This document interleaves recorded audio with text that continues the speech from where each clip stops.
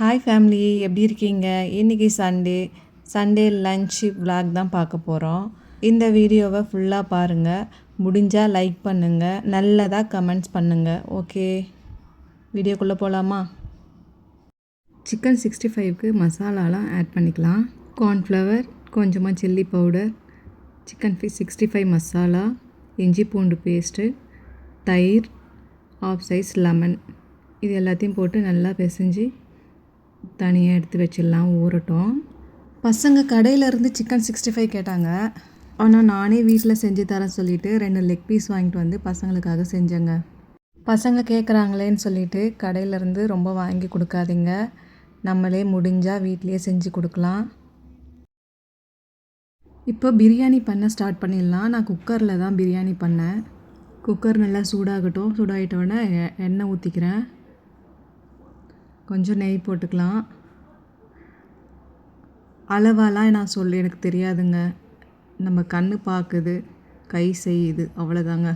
நம்ம எவ்வளோ போடுறோமோ அவ்வளோ போட்டு பிரியாணி நல்லா வந்தால் ஓகே. நல்லா வந்தாலும் வரலனாலும் நம்ம தானே சாப்பிட போகிறோம், அவ்வளோதாங்க. நம்ம ஒரு வாட்டி செஞ்சோன்னா அதையே ஃபாலோ பண்ணிக்க வேண்டியதான். எண்ணெய் காஞ்சதும் பிரியாணி ஸ்பைசஸ் போட்டுட்டேன். நான் 2 பச்சை மிளகாய் போட்டிருக்கேன். காரத்துக்கு ஏற்ற மாதிரி நீங்கள் போட்டுக்குங்க. அது கூடவே வெங்காயமும் போட்டு நல்லா வதங்கட்டும். வதக்கியாச்சு. உப்பு போட்டு வதக்குங்க, வதங்கிடும். வெங்காயம் தக்காளியும் அளவுக்கு ஏற்ற மாதிரி நீங்கள் போடுங்க.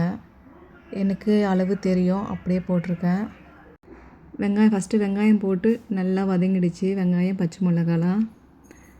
நெக்ஸ்ட்டு தக்காளி போட்டு நல்லா வதங்கட்டும். உப்பு போட்டு வதக்கியிருக்குங்க, அப்போ தான் நல்லா வதங்கும். தக்காளியும் புதினாவும் அது கூடவே சேர்த்து வதக்கிடலாம். எனக்கு ரைமிங்காலாம் பேச வராதுங்க. எனக்கு தெரிஞ்சதை நான் பேசுகிறேன், மன்னிச்சிருங்க. எங்களோட முயற்சிக்கு சப்போர்ட் பண்ணலனாலும் பரவாயில்ல, பேட் கமெண்ட்ஸ்லாம் பண்ணாதீங்க. இதனாலேயே சில பேர் அவங்களுடைய திறமையெல்லாம் வெளிக்கொண்டு வர மாட்டுறாங்க, பயப்படுறாங்க. உங்களுக்கு பார்க்க விருப்பம் இல்லையா? தள்ளி விட்டு போய்கிட்டே இருங்க. எந்த கமெண்ட்ஸும் பண்ணாதீங்க. பாராட்டணும்னு நினச்சா பாராட்டுங்க, பாராட்ட தெரியலையா விட்டுருங்க. தக்காளி வெங்காயம் நல்லா வதங்கிடுச்சு. இஞ்சி பூண்டு பேஸ்ட்டையும் ஆட் பண்ணிக்கிறேன். அதில் இஞ்சி பூண்டு வெங்காயம் தக்காளி பச்சை மிளகாய் எல்லாம் நல்லா வதங்கிடுச்சுங்க. வதங்கிட்ட பிறகு சிக்கனையும் அது கூட ஆட் பண்ணிக்கலாம். சிக்கனையும் கூட சேர்த்து வதக்கிக்கலாம். மசாலாவில் அது கூட அப்படியே ஆட் ஆகணும். நல்லா வதங்கட்டும். ஆஃப் சைஸ் லெமன் ஆட் பண்ணிக்கிறேன். கொஞ்சமாக தயிர் விட்டுக்கிறேன்.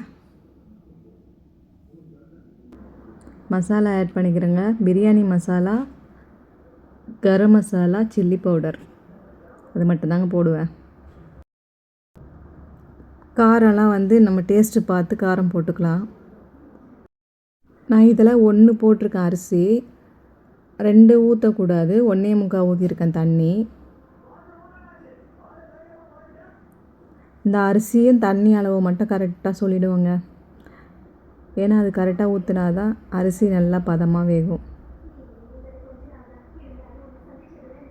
இந்த ஸ்டேஜில் நம்ம காரம் உப்பு எல்லாம் இருக்கான்னு பார்த்துக்கணும்.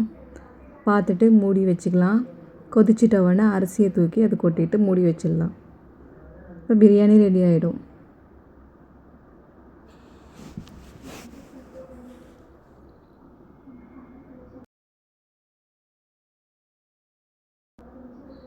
எங்கள் ஹஸ்பண்ட் வந்துட்டார். 2 ஆகிடுச்சு. சரி, வர டைம் நம்ம செஞ்சுக்கலாம். சூடாக சாப்பிட்டா நல்லா இருக்குங்களே பிரியாணி. அதனால் லேட்டாக தான் ஸ்டார்ட் பண்ணேன். எங்கள் ஹஸ்பண்டே வந்துட்டார். 2:15 ஆகிடுச்சு. சிக்கன் பொரிச்சு எடுத்துகிட்டு அவ்வளோதாங்க, வேலை முடிஞ்சிச்சு. வெங்காயம் கட் பண்ணணும் தயிர் பச்சடிக்கு. முட்டையும் வேக வச்சுட்டேன். அரிசி தூக்கி அதை கொட்டிட்டு மூடி வச்சிட்டா ஒரு 7 நிமிஷம் கழித்து நான் ஓப்பன் பண்ணி காட்டுறேன். விசில் போட்டுட்டு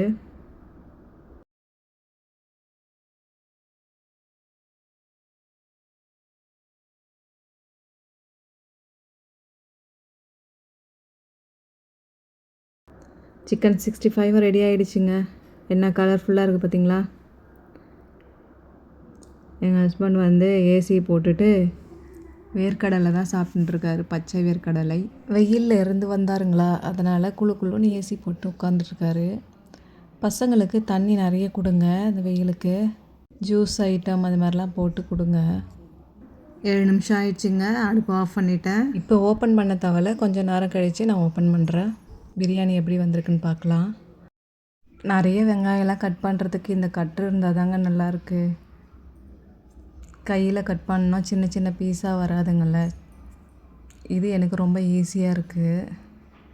நம்ம இவ்வளோ செய்கிறதுக்கு பாத்திரமும் அதிகமாக விழுந்துருங்க. அப்பப்போ கழுவி அங்கே வச்சுருவேன். அப்போ கொஞ்சம் ஈஸியாக இருக்கும், நிறைய பாத்திரம் சேராது. அவ்வளோதாங்க, ரெடி ஆகிடுச்சு. சிக்கன் 65 ரெடி ஆகிடுச்சு, முட்டை ரெடி ஆகிடுச்சு, தயிர் பச்சடியும் ரெடி ஆகிடுச்சு. இப்போ குக்கர் ஓப்பன் பண்ணி பார்த்தா எப்படி இருக்குன்னு பார்க்கணும். இந்த லெக் பீஸை காட்ட சொல்ல என் பொண்ணு வந்து ஒரு காமெடி சொன்னாங்க. காஞ்சனால ஒரு காமெடி வருங்கல்ல, அந்த காமெடி தான் சொன்னாங்க. என் பொண்ணு என்ன பண்ணுறாங்க பாருங்கள், ஹோம்ஒர்க்கு இப்போ தான் எழுதுகிறாங்க, உட்காந்துக்கிறாங்க. பையன் படுத்துக்கிட்டு டிவி பார்க்குறாரு. நேற்று துவைச்ச துணியை இன்னும் மடிக்கலைங்க, அவ்வளோ பிஸியாக இருக்கேன்.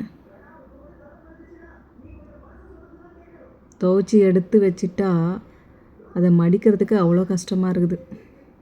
பிரியாணி பாருங்கள், சூப்பராக வந்துச்சுங்க. டேஸ்ட்டும் சூப்பராக இருந்தது. குக்கரில் பாருங்கள், கருகெல்லாம் இல்லை, நல்லா க்ளீனாக வந்துடுச்சு. சூப்பராக இருந்துச்சு பிரியாணி.